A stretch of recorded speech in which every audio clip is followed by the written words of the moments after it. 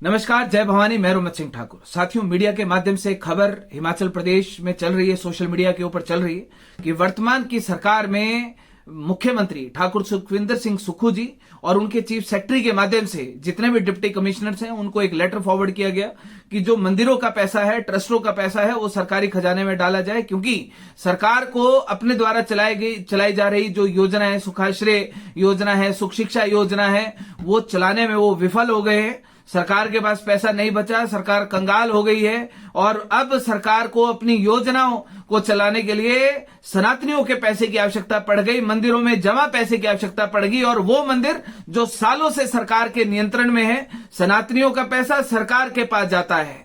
कहां पर सनातनियों का पैसा सनातन बोर्ड बनकर सनातन को मजबूत बनाने के लिए किया जाना चाहिए था, लेकिन आज तक ऐसा नहीं हुआ, किसी ने बात तक नहीं करी।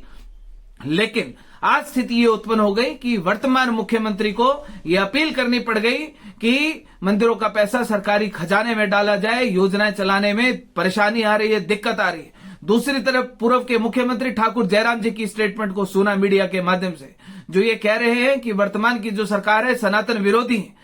मैं तो जो पूर्व के मुख्यमंत्री हैं जयराम ठाकुर जी, मैं उनको भी कहना चाहता हूं, साहब आपसे बड़ा तो सनातन विरोधी कोई हो नहीं सकता, क्योंकि जब आपकी सरकार थी तो आपने जो एक अवैध रूप से मस्जिदों का निर्माण हुआ, अवैध रूप से जो संजौली में मस्जिद बनी, 4 मंजिल बनी, उसके लिए आपकी सरकार के मंत्रियों ने और आपने खुद 10 से 12 लाख रुपए अनुदान में दिए। आप किस मुंह से बात कर रहे हैं? दूसरी बात की आपके मंत्री, आपके विधायकों ने आपके सिरमौर पोंटा में न जाने कितनी बीघा जमीन इनको दान में दे दी।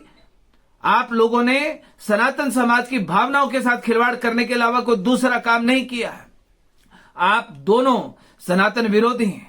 अगर भाजपा सनातन की बात करने वाली होती तो सनातन बोर्ड का गठन इस हिमाचल प्रदेश में हो गया होता, सड़कों के ऊपर सनातनियों को नहीं उतरना पड़ता।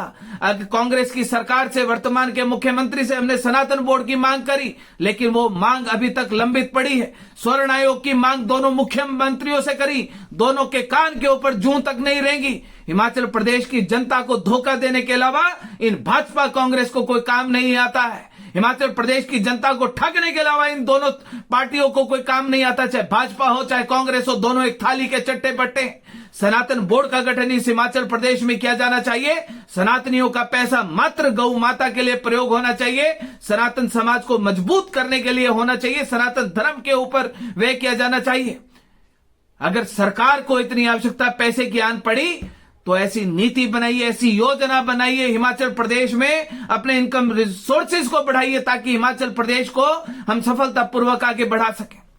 एक तरफ वर्तमान की सरकार बात करती है कि हम हिमाचल प्रदेश को कर्ज मुक्त करेंगे, 1 लाख करोड़ रुपए कर्जा होने वाला है। दूसरी तरफ कर्जा लेते लेते नहीं थक रही है। तीसरी तरफ मंदिरों में जमा पैसा भी मांगने के ऊपर आतुर हो गई।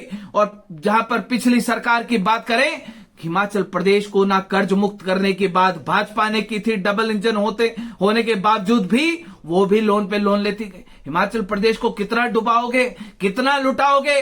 तुम्हारे बाप की जागीर नहीं है ये हिमाचल प्रदेश। हिमाचल प्रदेश की जनता का पैसा है, मंदिरों में, ट्रस्टों में जमा हुआ पैसा हिमाचल प्रदेश के सनातनियों का है, हिंदुओं का है।